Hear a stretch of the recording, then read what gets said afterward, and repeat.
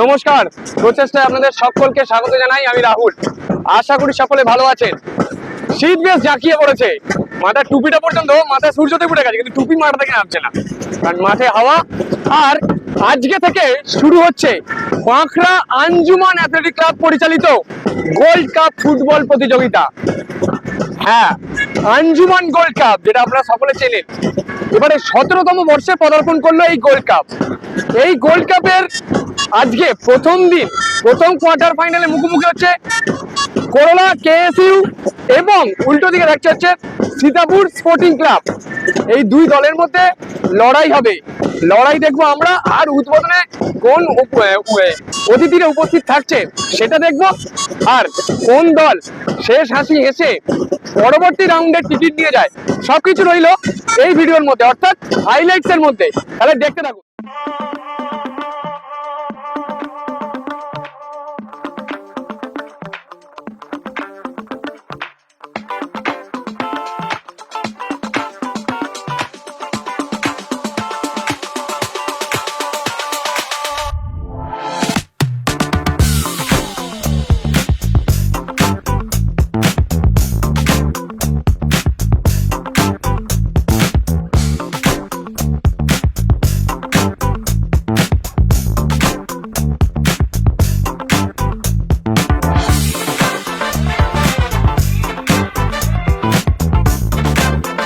একটা কথা না বললে নয়, সেটা হচ্ছে যে ফুটবল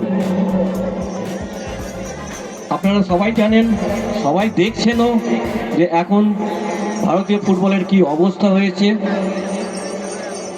পার্টিকুলারলি বাংলার ফুটবল তো আরও তলানিতে চলে গেছে। আমরা যখন ইন্ডিয়া খেলছি, কান্ট্রির হয়ে রিপ্রেজেন্ট করছি, তখন ভারতের যে টিম হতো 22 জনের টিম, তার মধ্যে 16 জন থাকতো বাংলা থেকে। বর্তমান অবস্থায় দাঁড়িয়েছে একজন পাওয়া যাচ্ছে না, খুঁজে পাওয়া যাচ্ছে না একজনকে। আঞ্জুমান অ্যাথলেটিক ক্লাব আয়োজিত 17তম যে আমন্ত্রণমূলক নকআউট গোল্ড কাপ প্রতিযোগিতায় উদ্বোধনে উপস্থিত ছিলেন ভারতীয় দলের প্রাক্তন খেলোয়াড় হেমন্ত টোরা এবং ডোমজুর কেন্দ্রের বিধায়ক কল্যাণ ঘোষ এবং অন্যান্য অতিথিবৃন্দরা। তারপরেই কিন্তু নেমে পড়েছিল সীতাপুর ফুটবল একাডেমি এবং উল্টো দিকে ছিল করলা কেএসইউ। এই দুই দলের মধ্যে প্রথম খেলা অনুষ্ঠিত হবে। প্রধান অতিথি হেমন্ত টোরা কিন্তু খেলোয়াড়দের সঙ্গে, রেফারিদের সঙ্গে পরিচয় বিনিময় করে নিচ্ছে এবং উপস্থিত ছিলেন হাওড়ার মানবরত্ন খ্যাতি অসিত চ্যাটার্জি মহাশয় এবং আরও অন্যান্য অতিথিবৃন্দ। তারাও কিন্তু খেলোয়াড়দের সঙ্গে পরিচয় সেরে নিচ্ছে এবং দুই দল কিন্তু মাঠের মাঝখানে উপস্থিত হয়ে গেছে, কারণ রেফারির বাঁশি হবে এবং তারপরে কিন্তু শুরু হয়ে যাবে প্রথম কোয়ার্টার ফাইনাল খেলা।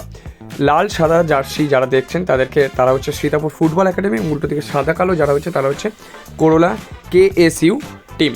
হ্যাঁ, বলতে বলতে রেফারির বাঁশি বেজে গেছিলো এবং খেলার শুরুর সাথে সাথেই কিন্তু প্রথম গোল দিয়ে এগিয়ে যায় হচ্ছে সীতাপুর ফুটবল একাডেমি এবং তারপরে খেলা চলতে থাকে এবং তারপরে কিন্তু করলা কেএসইউ কিন্তু 1 গোল দিয়ে দেয়, অর্থাৎ প্রথমার্ধ শেষ হয় 1-1 গোলে।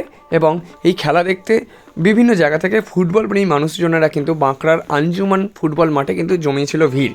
আর তারপরে সাথে সাথেই শেষ হয় প্রথমার্ধ এবং দ্বিতীয়ার্ধের শুরুর সাথে সাথেই কিন্তু দুই দল আক্রমণ প্রতি আক্রমণের খেলা কিন্তু চরম পর্যায়ে নিয়ে যায় এবং তার মাঝেই কিন্তু প্রথমেই গোল করে বেরিয়ে চলে যায় হচ্ছে সীতাপুর ফুটবল একাডেমি এবং তারপরে গোল করে সমতায় ফেরে হচ্ছে করলা কেএসইউ।